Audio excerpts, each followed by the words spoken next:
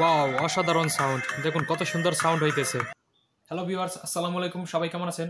ঘরে বসে অল্প সাউন্ডে গান শোনার জন্য এই স্পিকারটি বানিয়ে দেখিয়েছিলাম। এটা কিভাবে ব্লুটুথের মাধ্যমে চলবে এই ভিডিওতে দেখাবো। তার আগে ছোট্ট একটা রিকোয়েস্ট, আপনি যদি চ্যানেলটিতে নতুন হয়ে থাকেন তাহলে সাবস্ক্রাইব করে পাশে থাকা বেল বাটনটি বাজিয়ে দিন।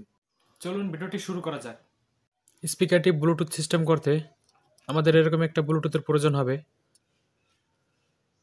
ব্লুটুথটি প্রথমে খুলে নেব।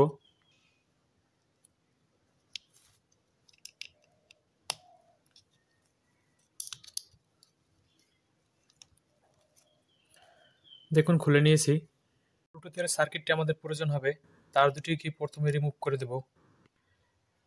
তার আগে একটা কথা বলি, এই তার দুটি হলো যে স্পিকারের তার, এই যে দুইটা সংযোগ, এস নেগেটিভ আর এই যে এস পজিটিভ, এই সংযোগ দুটি আমাদের কাজে লাগাতে হবে। স্পিকারের সংযোগ দুটি খুলে নিয়েছি। স্পিকারের অক্স কেবলের যে তারটি আছে, এই তারটি মাথা কেটে দেব, কটটাকে কেটে দেব। এটা আমাদের প্রয়োজন হবে না আর। তারের দুটি মাথা বের করতে হবে।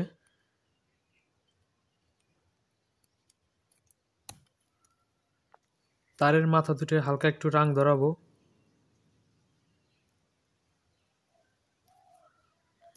এবার বাড়তি কিছু অংশ আছে, একটু কেটে দেব। এবার অক্স কেবলের যে লাইন দুইটি আছে, এই লাইন দুইটা ব্লুটুথের যে স্পিকারের যে কানেকশন, এস নেগেটিভ আর এস পজিটিভ, এই দুইটার সাথে সংযোগ করে দেব।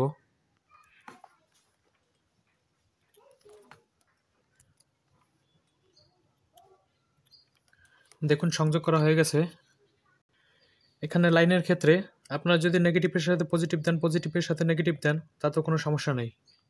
আর এই সার্কিটের পরিবর্তে, ব্লুটুথ সার্কিটের পরিবর্তে যে কোনো ব্লুটুথ হেডফোনের সার্কিট ব্যবহার করতে পারবেন, তাতে কোনো সমস্যা নেই। ব্লুটুথের সাথে এই ব্যাটারিটি সবসময় লাগানো থাকবে, তাহলে আমাদের আর বাড়তি কোনো চার্জার ব্যবহার করতে হবে না। আর এই স্পিকারটি আমি আগে একটা ভিডিওতে বানিয়ে দেখিয়েছি, আপনারা যদি না দেখে থাকেন তাহলে আই বাটনে দেওয়া থাকবে, আপনারা দেখে আসতে পারেন, অথবা এন্ড স্ক্রিনে দেওয়া থাকবে, সেখান থেকে দেখতে পারেন। আমাদের একটা মোবাইল চার্জারের প্রয়োজন হবে এই স্পিকারটিতে পাওয়ার দেওয়ার জন্য। দেখুন স্পিকারটিতে সংযোগ চলে আসছে। এবার এটাকে চেক করব যেটা কাজ করে কিনা, এই জন্য ব্লুটুথটা চালু করব।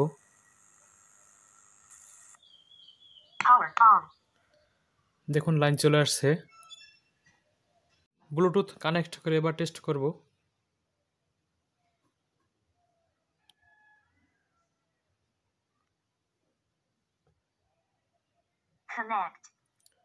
কানেক্ট হয়ে গেছে।